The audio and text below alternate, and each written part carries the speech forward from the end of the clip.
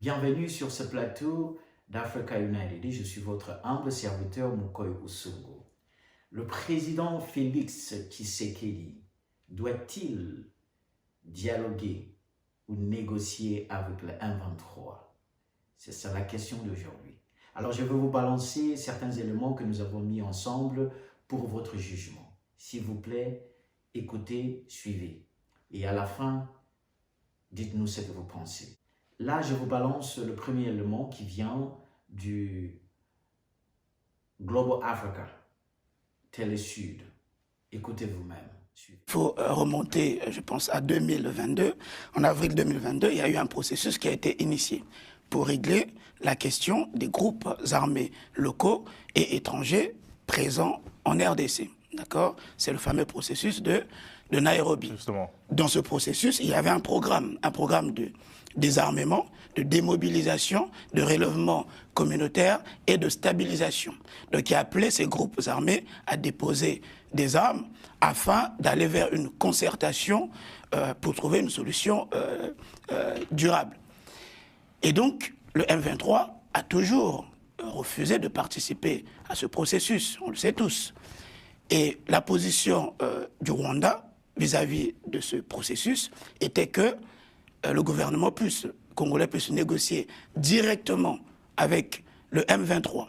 Ce que donc Kinshasa... Parce que le Rwanda considère qu'il n'est pas un des acteurs privilégiés de ce conflit. Exactement, exactement.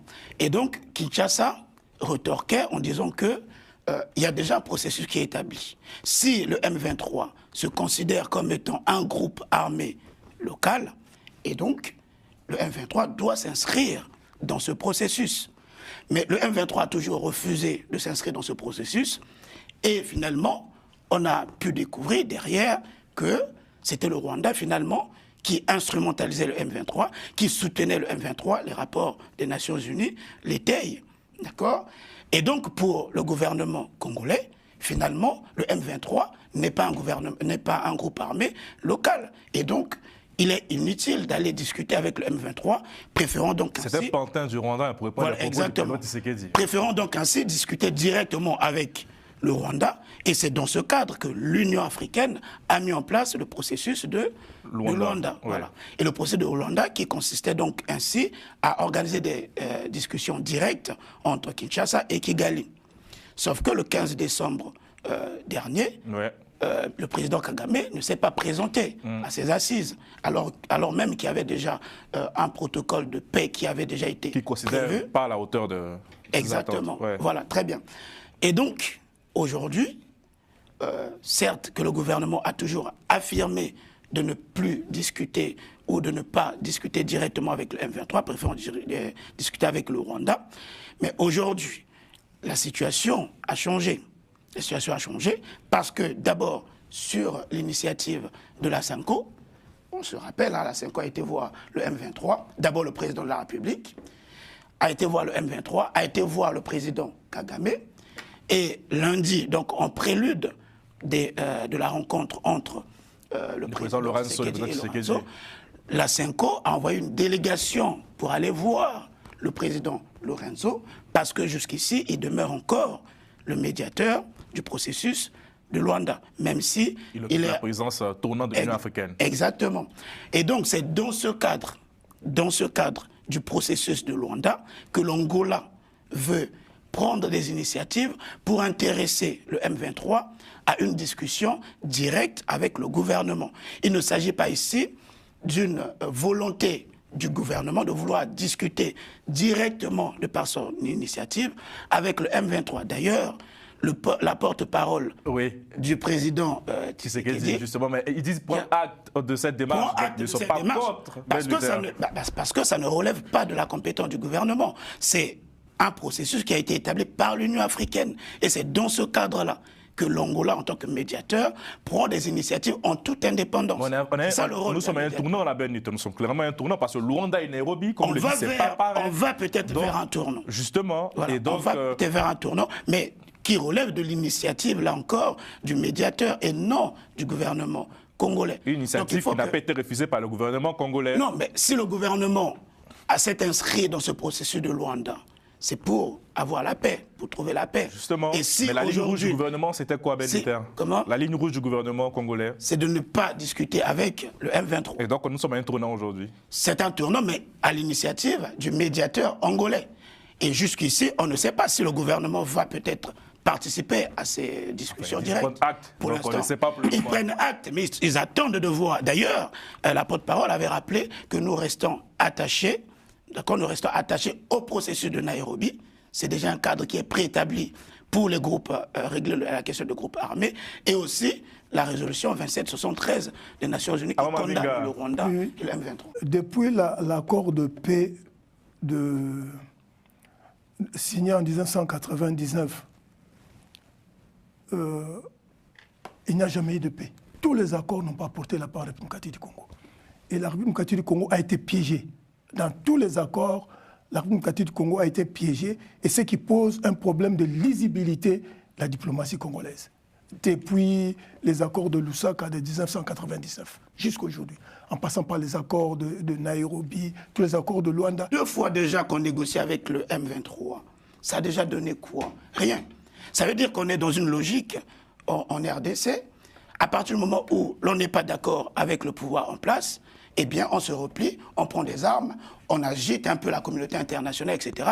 Après on dit voilà, au final, on va négocier. On ne négocie pas, il faut aider la RDC à pouvoir réellement se battre pour pouvoir récupérer l'entièreté de son territoire. Parce qu'on va négocier avec qui et pourquoi. Là, actuellement, nous avons l'AFC de Corneille Nangaa. Nous avons le M23, la branche armée, qui est soi-disant soutenue par le Rwanda. Et nous avons également, du coup, le Rwanda. Mais avec qui et pourquoi on va négocier? Il n'y aura pas de meilleur accord pour la RDC.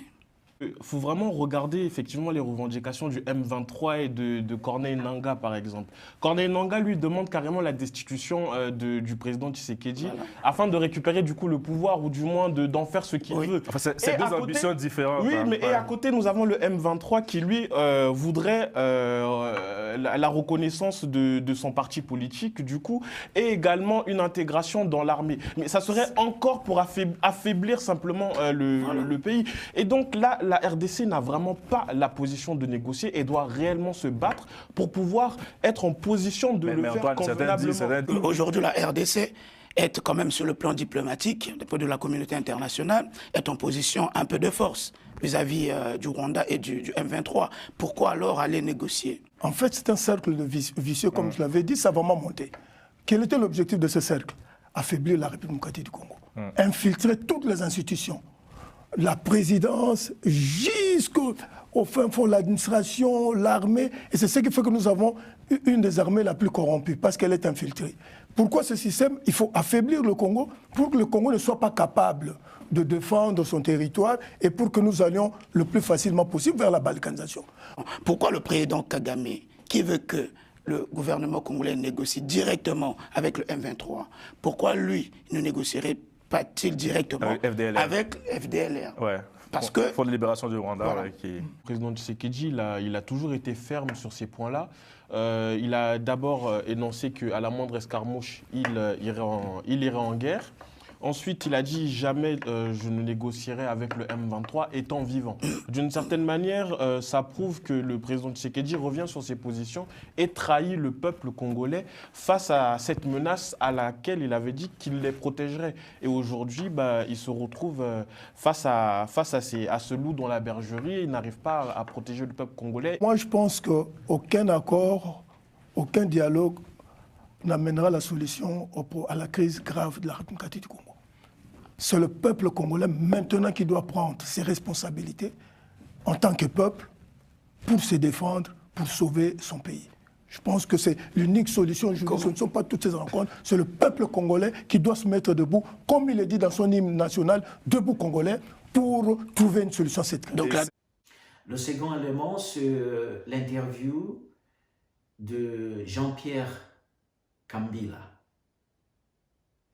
avant sa mort. Écoutez. Mais une dernière question rapidement. Faut-il négocier ou pas avec le M23? Avec le M23? Oui.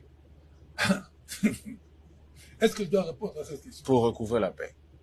Puisqu'ils ont la puissance. Mais vous n'aurez pas la paix avec le M23. Même si vous négociez avec eux, vous n'aurez jamais la paix. Être sous la botte des étrangers, c'est la paix. C'est quoi cette paix-là? M23 n'existe pas. M23, c'est Kagame, ok, qui veut conquérir une partie du pays. Première hypothèse. Deuxième, l'ensemble du pays. Mettre ici à Kinshasa quelqu'un qui va faire ce que lui veut. Témoin, je ressuscite les images de Musée Laurent Désiré Kabila.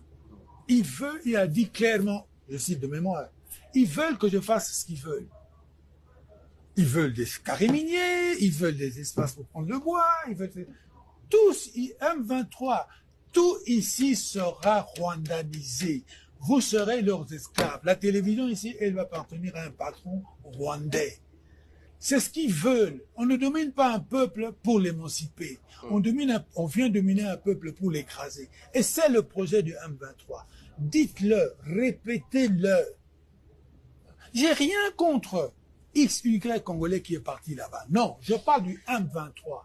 Le M23, le projet du M23, c'est de faire de nous des esclaves. Et ça, nous ne pouvons pas l'accepter.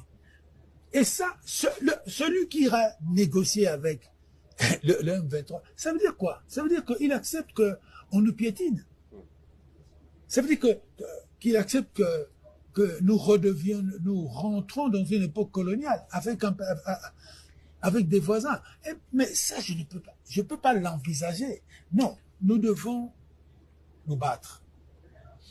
Faisons seulement l'effort de trouver les conditions qui vont faire que nous nous battrons mieux. C'est ce que je reproche aujourd'hui qui n'est pas fait. Si vous voulez vraiment comprendre le fond de ma pensée. Est-ce que nous faisons tout ce qu'il faut pour mieux nous battre? Est-ce que nous le faisons? Je m'excuse, je réponds non. Et là, quand je dis ça, je ne pointe pas le doigt ni au ministre de la Défense nationale. Je pointe le doigt vers la nation. Vous êtes un opposant. Quand vous avez un tel comportement, pensez-vous que ce comportement-là va dans le sens d'aider ceux qui sont en responsabilité de gagner la guerre? Pourquoi pensez-vous, pourquoi une partie de notre opposition pense que si les FARDC gagnent, ça veut dire que Tshisekedi a gagné? C'est pas ça, c'est le pays qui doit gagner. Comme hier, c'était pas Kabila qui gagnait, c'était le pays qui gagnait. C'est cette idéologie-là qu'il faut mettre dans la tête des dirigeants, tous, du pouvoir et de l'opposition. Le pouvoir, il y a bas, mais le pouvoir, il y a Bissot. C'est faux. Merci. Ça ne va pas construire le Congo. Au contraire, ça va tuer le Congo. Sortons de ça, et le plus vite possible, parce que nous avons déjà l'ennemi chez nous. Et l'ennemi, il a des associés visibles et invisibles. Et les associés invisibles, ils vont sortir du sud ici. Ils vont nous attaquer au sud ici, et peut-être même au nord. Corneille Nangaa n'hésite d'ailleurs pas à le dire. Merci, M. Kambila. Nous terminons cette émission. C'est moi qui vous remercie de me donner la possibilité de tenir un discours que je n'entends pas beaucoup. Merci de nous avoir suivis. Chers compatriotes, dites-nous ce que vous pensez de tout ce qu'on vient d'écouter. Est-ce que le président Félix Tshisekedi doit négocier avec le M23?